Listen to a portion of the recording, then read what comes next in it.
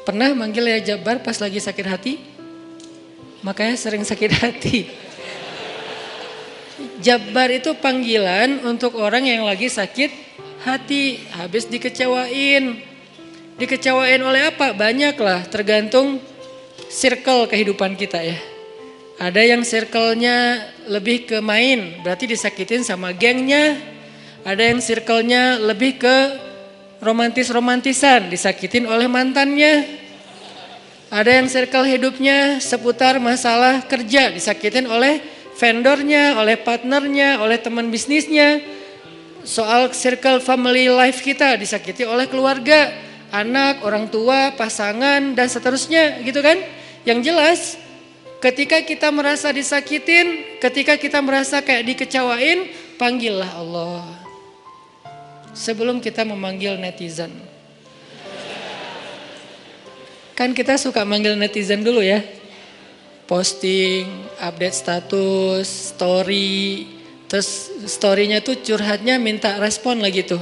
Dengan kasih polling lah. Dengan request lah gitu kan. Baiknya gue putusin atau enggak ya, request gitu. Semuanya putusin, terus dia bingung. Gimana ya. Nah, sebelum kita istisyarah kepada netizen, karena netizen itu istisyarah, bukan istifta, bukan istikharah. Yang paling tinggi itu kan derajatnya dari 3 level. Meminta pendapat, nomor 1 tuh istikharah, minta pendapat Allah. Kedua, istifta, minta pendapat ulama, orang yang berilmu. Ketiga, istisyarah, minta pendapat orang yang lebih bijak dan berpengalaman. Termasuk kepada teman kita atau followers kita atau geng kita, itu istisyarah. Sebelum kita istisyarah netizen, ya ayyuhal netizen, sebelum kita pakai kalimat itu, atau ya ustaz, bahkan sebelum ustaz, ya kiai, ya syekh, maka ya Allah. Panggil Allah Subhanahu wa ta'ala.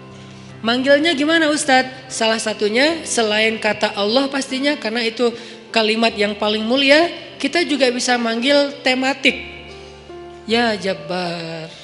Ya Jabbar itu bisa 2. Sebetulnya 3 maknanya Jabbar, tapi yang lebih common tuh 2.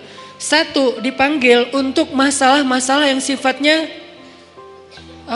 bukan hanya besar, tapi kayak kekuatan. Ya Jabbar, ya Qahar.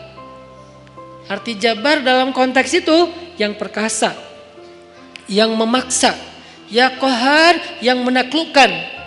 Sehingga dipakailah kalimat Jabbar, Qahar, Aziz, kan kata-kata yang nama-nama yang perkasa gitu, untuk doa-doa yang sifatnya biasanya dipakainya dalam kondisi terzolimi.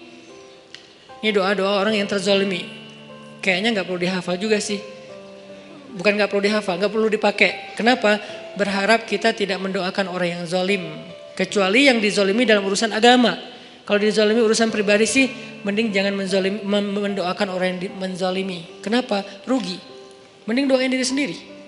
Ketika kita punya kesempatan doa kita diijabah, jangan kasih doa itu untuk orang lain. Rugi, walaupun bentuknya mendoakan atas keburukan, tetap rugi.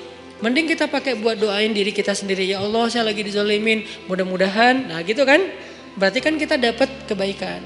Ya Jabbar, itu panggilan orang yang sedang sakit hati. Jadi 1 artinya untuk orang yang lagi dizolimi, 1 lagi untuk orang yang lagi hatinya kayak sedih, kayak disakitin. Gak sebesar zolim sih, cuman ya lumayan lah, bikin gak bisa tidur, bikin tumbuh jerawat gara-gara itu gitu kan ya, karena stres.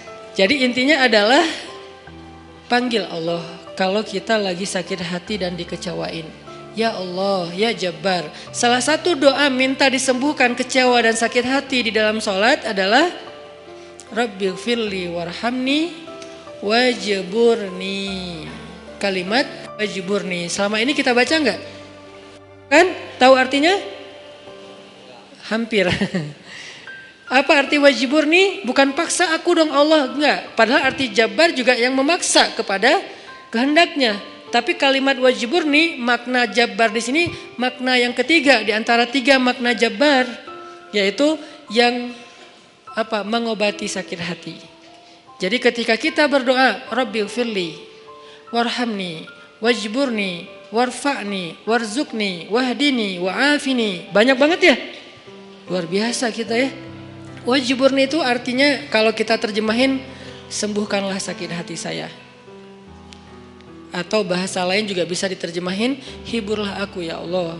Aku lagi sedih nih.